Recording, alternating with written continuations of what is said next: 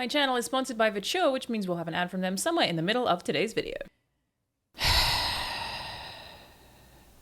Microsoft has confirmed that it will lay off as many as 9,000 workers in the technology giant's latest wave of job cuts this year. The company said several divisions would be affected without specifying which ones, but reports suggest that its Xbox video gaming unit will be hit. Microsoft has set out plans to invest heavily in artificial intelligence and is spending $80 billion in huge data centers to train AI models. A spokesperson for the firm told the BBC, "We continue to implement organizational changes necessary to best position the company for success in a dynamic marketplace." The corporate translation for that one is, "We're throwing humans into the volcano to appease the AI gods." Okay, before we jump actually into the meat of today's video, I have to say, firstly, I know it means nothing at all at this point, but I am just so sorry to all the people who lost their jobs in this most recent round of layoffs, and to the people who lost their jobs last year and the year before that. I mean, not only is it just sad on a human level, it's also worth noting that with this, we've lost literally thousands of hours of experience from the games industry.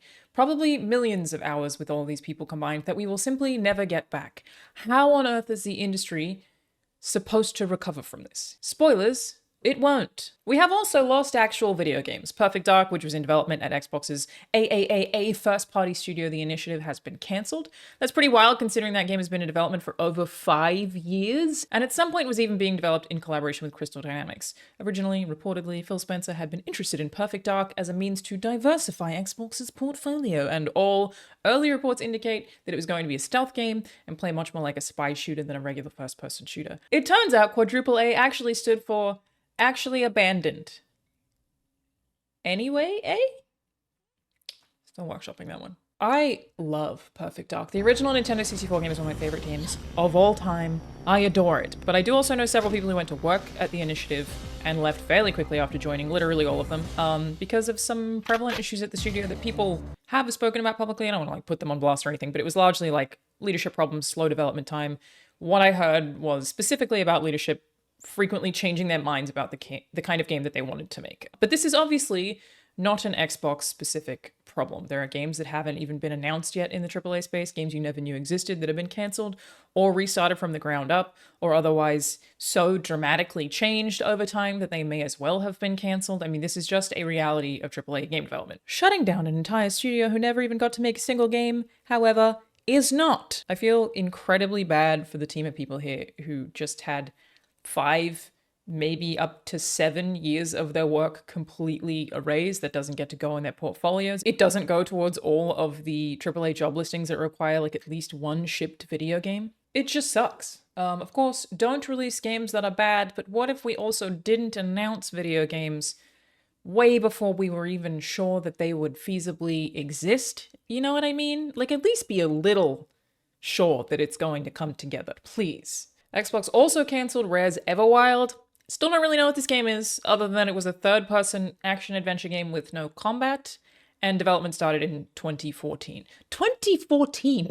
Late last year, there were reports that the game was going well, but alas, it is no more. And finally, they cancelled an unannounced MMO from ZeniMax Online Studios.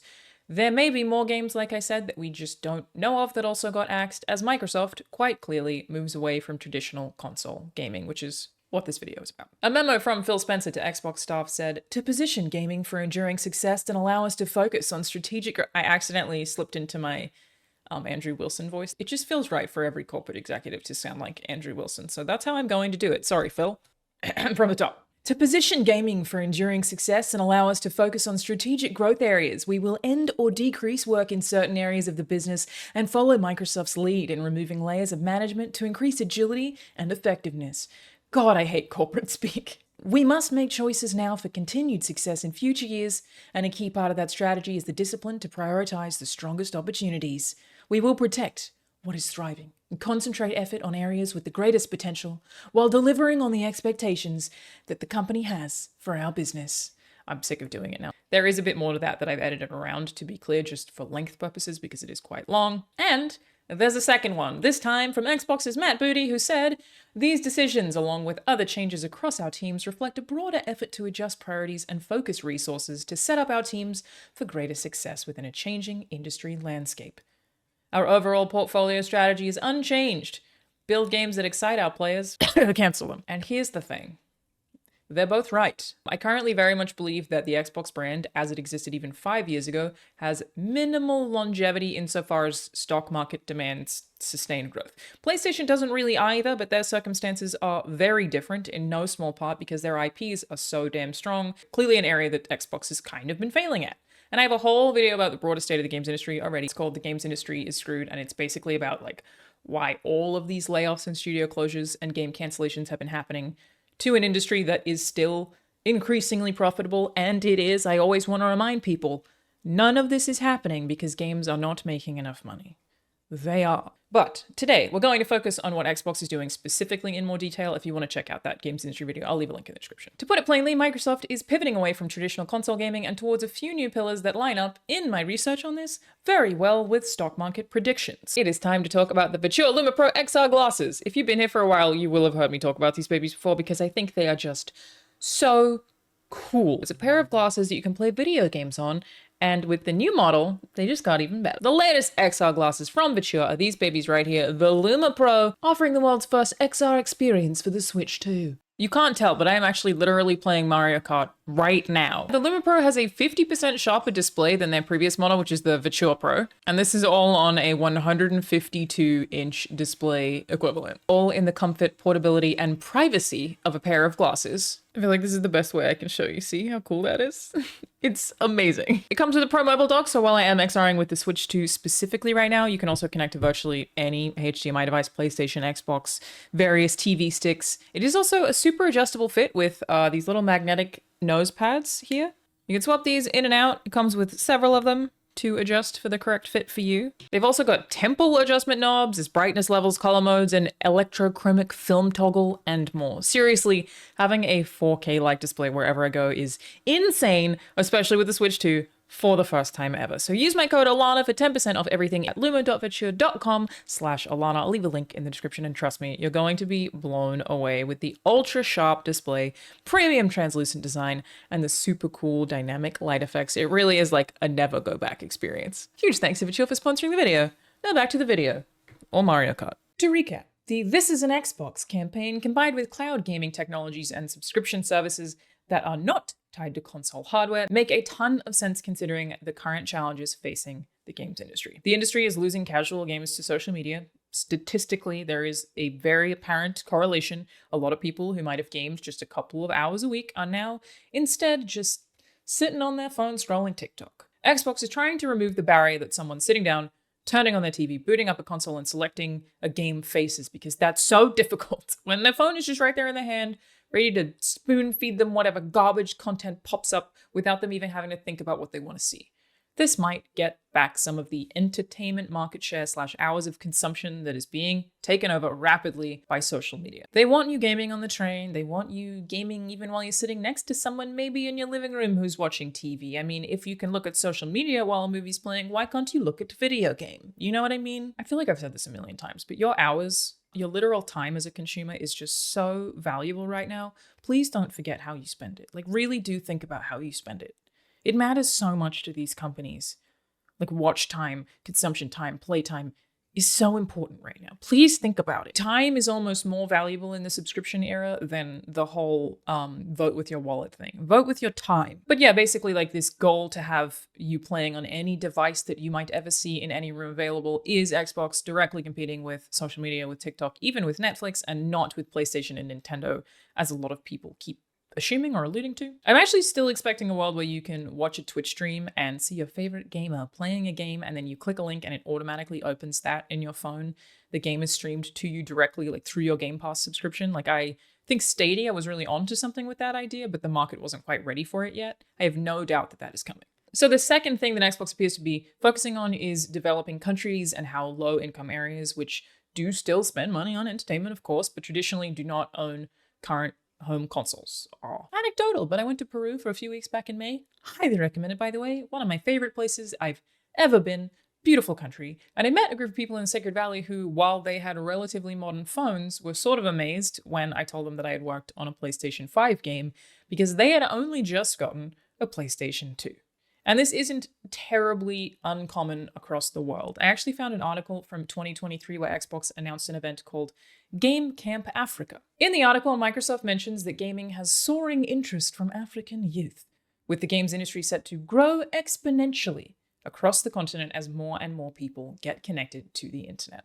They cite a report from 2021 that said 28% of sub-Saharan Africa was mobile connected to the internet, and that number was expected to grow to 474 million people by 2025. This offers many more opportunities for gaming and local creators to grow and develop in the market, apparently, which, is a market that Xbox is actively trying to chase right now. You don't just throw an event to be nice, no matter how you phrase it. As that region and others like it continue to get access to the internet with their phones, there's a ton of money to be made, and Xbox want to be the brand that gamers in that region think of. They want to be the thing that's available on all of their phones. Xbox everywhere. They said that a report commissioned by Newzoo shows that the number of sub-Saharan gamers has more than doubled in the last 5 years, and the region is projected to be the fastest growing globally for mobile gamers and people who pay for games. Comparatively, 93% of the US has internet access already, thus one of these markets has a bunch of growth potential, which is how you get people to buy shares in your company, and the other is sort of stagnant. Again, games industry is still making a ton of money. What the stock market needs is more and more and more and more and more and more and more money year over year, which is really hard to sustain. Like I said, I have way more detail on that concept in the games industry video that I already made. Link is in the description. Go check it out. This is specifically about Xbox. But yes, Game Pass is obviously part of that strategy, a subscription service in an era of subscription services that you can access anywhere. It's much more realistic for people in low-income countries to pay for a subscription service than it is for them to buy a $100 video game on top of their $500 plus console. I think I'm probably overdue to make a video solely about Game Pass because I've heard so many different opinions from so many different game devs at this point regarding how they feel about the service. There's more to say than it makes sense to put in this video, so maybe I'll do that in the next month or something. I'll interview a bunch of devs and see what the landscape is around Game Pass. Anyway, if the first two of their new pillars are competing with social media and infiltrating global markets, the third is much more blatant. You guessed it. AI. Investment firms and stockbrokers are actively encouraging investors to put more of their money in AI. It's a market that currently does not have a ceiling, and that we do not know where the growth is going to stop just yet, or where the technology might peak, if there is a limit. And thus it has room to make a whole mountain of money for people who invest right now. That's what that quote from earlier was referring to. We continue to implement organizational changes necessary to best position the company for success in a dynamic marketplace.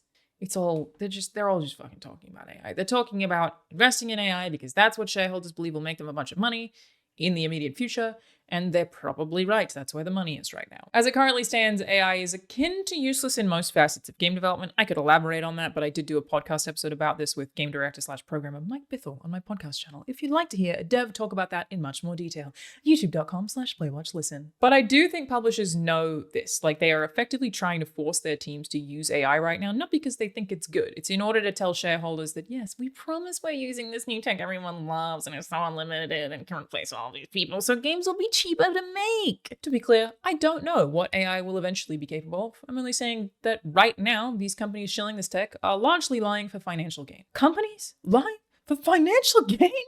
No! And man, it pains me to see any rhetoric from gamers that's akin to well, if you didn't want to have your job replaced by AI, you shouldn't have been shit at your job, because you're just straight up telling publishers that they can spoon feed you garbage. If they think they can get away with it, they will give you AI slop. Please stop siding with corporations on this one. I promise you will see a huge decrease in the quality of video games you play if you show them that you'll accept that. But don't worry, it'll be slop with the battle pass and 3 monochrome filters if you pre-order.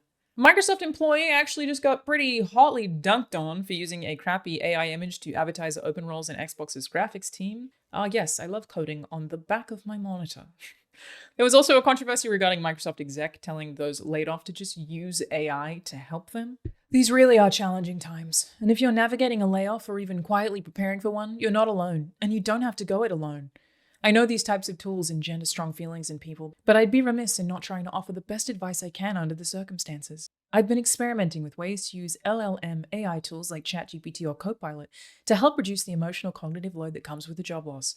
Hilariously, ChatGPT and Copilot are the two that Microsoft actually has stakes in financially. I can't believe this is a real sentence somebody wrote. Okay, here are some prompt ideas and use cases that might help if you're feeling overwhelmed. That makes me want to die. I hate everything about that. Wow. What the fuck? Again, obviously, this man is an executive producer. It is partly his job to shill the kind of products that the company he works at just pledged to invest billions of dollars into, which is why this happening did not remotely surprise me, but it still makes you mad. I'm probably not telling you anything new here at this point, but yeah, Microsoft has refocused its business towards developing AI across the board, including investing in data centers and chips very heavily. This is consistent with Microsoft's strategy even when they started the Xbox brand in the first place, actually. PlayStation showed up in the 1990s and started to dominate living rooms very quickly, which was a thing Microsoft had planned to do with Windows PCs. The company was worried that PlayStation might displace the PC as the core entertainment hub of the household that it was at the time, kind of.